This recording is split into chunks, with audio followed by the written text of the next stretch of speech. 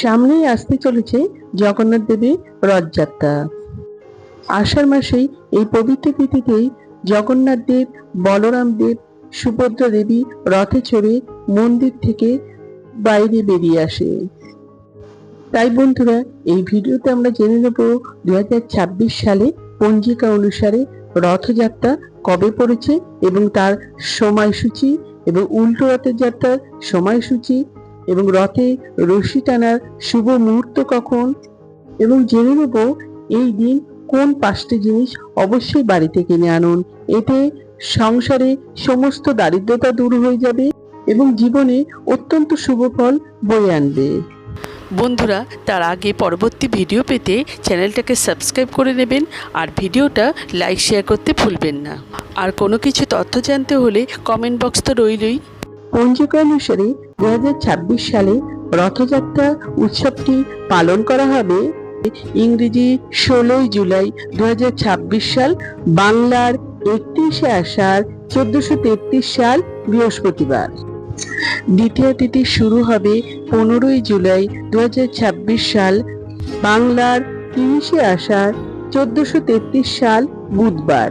সকাল 11:50 থেকে দ্বিতীয় তিথি শেষ হবে ইংরেজির 16 জুলাই 2026 সাল, বাংলার 31শে আষাঢ় 1433 সাল বৃহস্পতিবার সকাল 8:52 পর্যন্ত। 2026 সালে উল্টো রথ পড়েছে ইংরেজি 24শে জুলাই 2026 সাল, বাংলার 7ই শ্রাবণ 1433 সাল শুক্রবার। রথযাত্রা হলো হিন্দু সনাতন ধর্মের প্রধান উৎসব। এই উৎসবে জগন্নাথ দেব, বলরাম দেব ও সুভদ্রা দেবীকে কেন্দ্র করেই পালিত হয়ে থাকে। মূলত উড়িষ্যার পুরী ধামে এই রথযাত্রা উৎসবটি খুব আড়ম্বরের সাথে পালিত হয়ে থাকে। তবে আমাদের পশ্চিমবঙ্গেও এই রথযাত্রা অনুষ্ঠানটি খুব ভালোভাবে পালন করা হয়। এরপর আমরা জেনে নেব রথযাত্রার দিন কোন 5টি জিনিস ক্রয় করে আনলে অত্যন্ত শুভ ফল বয়ে আনবে। প্রথমত, এই রথযাত্রার দিন ময়ূরের পালক বাড়িতে আনুন। এতে অত্যন্ত শুভ বলে মনে করা হয়। শ্রীকৃষ্ণের মুকুটে শোভা এই ময়ূরের পালক। দ্বিতীয়ত, এই রথযাত্রার দিন অবশ্যই তুলসী গাছ রোপণ করুন। এতে অত্যন্ত শুভ বলে মনে করা হয়। এতে বাড়ির বাস্তুদোষও দূর হয়। তৃতীয়ত, এই রথযাত্রার দিনে দক্ষিণাবর্ত শঙ্খ বাড়িতে নিয়ে আসুন।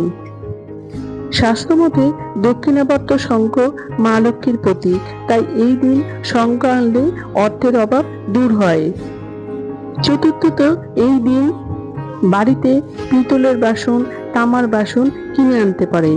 এটা অত্যন্ত শুভ বলে মনে করা হয়।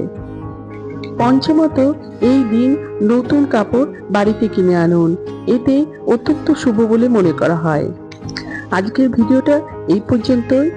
জগন্নাথ দেবের কৃপা পেতে কমেন্টে লিখে যাবেন জয় জগন্নাথ। আমার আজকের ভিডিওটা যদি আপনারা উপকৃত হয়ে থাকেন তাহলে একটা লাইক, শেয়ার এন্ড সাবস্ক্রাইব করবেন।